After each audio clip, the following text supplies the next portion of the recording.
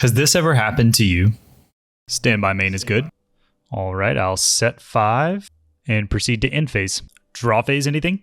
I'll activate Welcome Labrynth. Special skill drain. My Ariana. Go ahead and activate my Ghost Lady Eradicator. Target special summon virus. Activate my Lady and I'll pop one. Activate Lady effect. You know what?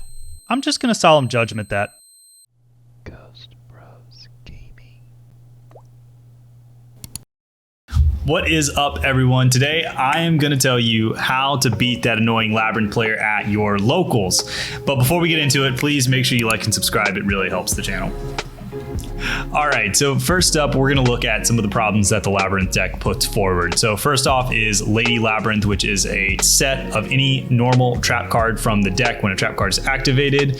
We have Ariana, who adds a Labrynth trap card from the deck to the hand when she is normal or special summoned. We have Lovely Labrynth, which is able to set one normal trap card from the grave. And then we have the Labrynth field spell, which adds a non-targeting pop when a Labrynth trap card is activated.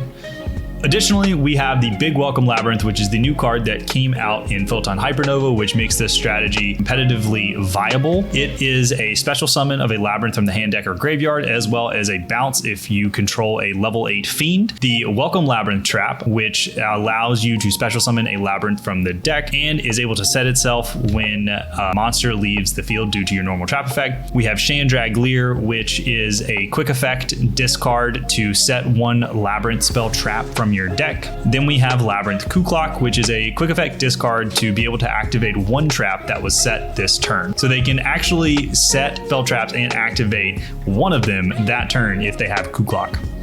Now, for the instruments of war that these Labrynth decks use, they're all normal trap cards except for floodgates like Rivalry of the Warlords and Gozen Match, but some of the more common ones that we see across deck profiles are Compulsory Evacuation Device, Solemn Judgment for protecting their back row, Ice Dragon's Prison, Dogmatic of Punishment, and Terrors of the Overroot for removal, and then obviously, of course, the Eradicator Epidemic Virus, which is usually used to protect their board by calling spells to try to rip that Harpies Feather Duster or that Lightning Storm out of your hand. It's additionally especially brutal in the mirror match, which we saw on the YCS livestream. So before we get into the hard counters, I do want to talk about two pieces of strategy that you should be using when playing against this deck. This deck is all advantage based, so these kind of give you just a small edge and advantage that could ultimately win you the duel. So first off, Lady's effect to set a card from the deck is a win effect when a normal trap card is activated. If you can chain to that normal trap card, Lady can't chain to your card. So if you can chain anything to a normal trap card, even if it doesn't negate the trap card, they won't be able to activate Lady's effect to set from the deck. The second thing is that you should be trying to bluff evenly matched when you can. If you go straight from main phase into battle phase, they're going to think that you're going to drop an evenly on them, which is going to force out a lot of interactions, potentially compulsing their own monsters back to their hand, maybe scrambling to get an Eradicator Epidemic Virus out of their deck and be able to activate it and call traps, which if you don't actually have the evenly is huge because they're going to lose a lot of advantage going for that play. And again, this game is going to be a grind, so you're going to want these small wins and advantage. All right, so first up we have Evenly Matched. Evenly Matched is surprisingly the best card to side in against Labrynth in my opinion. The reason being is that usually with like say a Harpies or a Lightning Storm, they're going to be able to chain a lot of their cards to special summon their Arion or their Lady, and they're going to kind of maintain a little bit of advantage that way. With Evenly Matched, they have to banish all cards except for one. Additionally, usually the player, if they're going to Eradicate or Epidemic Virus you, they're going to call Spell to try to hit the Harpies with the Lightning Storm, which means that your Evenly will be safe in your hand, hopefully, although some Labrynth players are getting smart and calling the trap instead of the spell. And then finally, this can be searched off of Triple Tactics Thrust, and the Labrynth deck will be activating monster effects during your standby/draw phase. The negatives to this card is that it is not live after turn 1 and it can be Solemn Judgment, but that's going to be a common theme for the rest of these cards as well. The next card up is Dinko Seca, which is a card that was used a lot when I first came around to Yu-Gi-Oh, which is around 2015. Dinko Seca basically says while you control no set spell trap cards, neither player can set or activate set spell trap cards on the field, so you basically lock the Labrynth player down. The benefits of this is that it cannot be chained to unless they've got like say a Solemn Judgment. They're not able to special summon Lady because they can't activate a Labrynth effect unless they have drawn the Kuklok or the Chandraglier, and even still, hopefully you're doing more than just putting Dinko Seca on the board, so you can get rid of it. The cons to Dinko Seca is that it does lock you into the same restrictions, so if you're playing a spell trap deck, this can severely hurt you. Cannot be special summoned, so it's not really a branded expulsion target if you are playing branded, and it doesn't deal with already face-up cards like Goes and Match, Skill Drain, Rivalry of the Warlords. So for this, it's better if you draw it, say, turn 1, normal summon it, and then are able to do your combo. The next card is good old faithful. You've seen him. It's Joey's card, Jinzo. Jinzo is actually really good against the Labrynth deck. And one thing that you can do with Jinzo is that you can actually use Branded Expulsion to bring him back. So you could send him off of Branded Fusion, do your plays, and then the end phase, set Branded Expulsion and special summon the Jinzo to your side of the field during your opponent's standby phase. And so, you know, his benefits are that it cannot be chained to with a trap unless it's like, say, a Solemn Judgment, because that's in the summon window.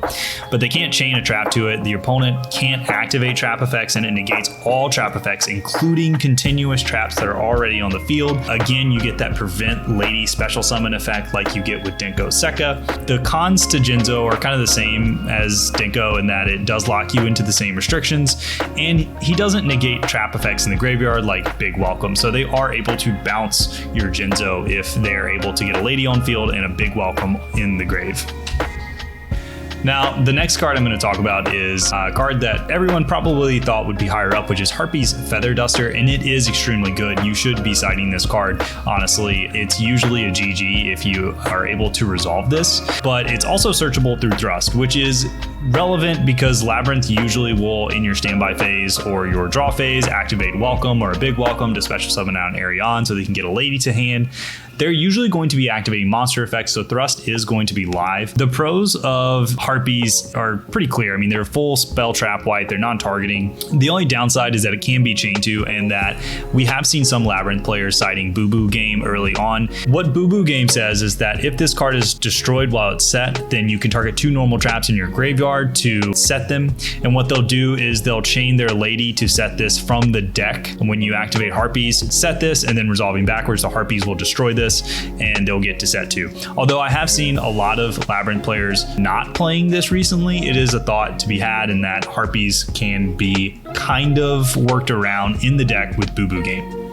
Lightning Storm is almost the exact same as Harpies. The only downsides here are obviously that you can't control a face-up card, so it's not live after turn 1 or 2. So I'm not really going to talk that much more about Lightning Storm. Lightning Storm is your basically 2nd, 3rd, and 4th copies of Harpies Feather Duster if you wanted to run those. Next up, I have Ash Blossom Enjoy a Spring, which is actually a pretty good card against the deck. It's something that you probably already have in your side decks, and you're usually only going to have 3 to 4 slots dedicated to spell trap hate in your side deck anyway. Ash Blossom can be 5th, 6th, 7th card that you side or keep in against Labrynth. And so you always want to save this for the Welcome or the Big Welcome. Do not Ash the Lady. The Lady will set a trap, but it cannot be used that turn. If they are able to resolve a Welcome or a Big Welcome, they're going to be able to special summon an Arion, add a Coup Clock, and then they'll discard the Coup Clock, which means that they can activate the trap that turn, and you will be in a load of trouble because being able to set any trap from your deck and activate it that turn is pretty powerful. Next up, we have Royal Decree. Now, Royal Decree on paper seems really good, right? It negates all trap effects, including continuous trap effects that are already face up on the field. However, it has some negatives. One, it can be chained to, meaning if they're able to, say, resolve a Dogmatic Punishment and send in a Tis, this will pop it. If they're able to chain a Big Welcome and then get that in the grave, that's an easy way to out this because then they can just banish the Big Welcome to return this to your hand. So there are a lot of ways that this can be played around. Honestly, it's a little slow, so I probably wouldn't play Royal Decree. Twin Twisters similarly is not amazing. It's still good though. I mean, it's good if they're playing a lot of floodgates because then you can chain to the floodgates to be able to pop them before they take effect on the field. So that way, if you're comboing off and they flip a rivalry, you don't have to send all your monsters to the graveyard. You can chain Twin Twisters. However, it does target, it does discard as cost, and it's not always a 1-for-1 trade. Right, they can chain to it like a Welcome or a Big Welcome, and then did your Twin Twisters really do anything? Not really. Cosmic, honestly, I would not side in Cosmics. That is not a good trade for this deck. 1,000 life points, it targets, it can be chained to, and it's only a 1-card removal. So to sum all of this up, our best counters against the Labrynth strategy are going to be evenly matched, Dinko Seca, and Jinzo. These cards are really tough for the Labrynth matchup to deal with. Your great options, and these are really generic, so you probably lean towards these more anyway. Harpies, Feather Duster, Lightning Storm, and Ash are all great options against this deck. And then in the could be better category, we're going to have Twin Twisters, Cosmic, and Royal Decree. They just don't do enough or can be played around easily. All right, guys, that is it for the Labrynth counter guide. If you like this video, please like and subscribe. We really appreciate it. And we'll see you next time on Ghost Bros Gaming.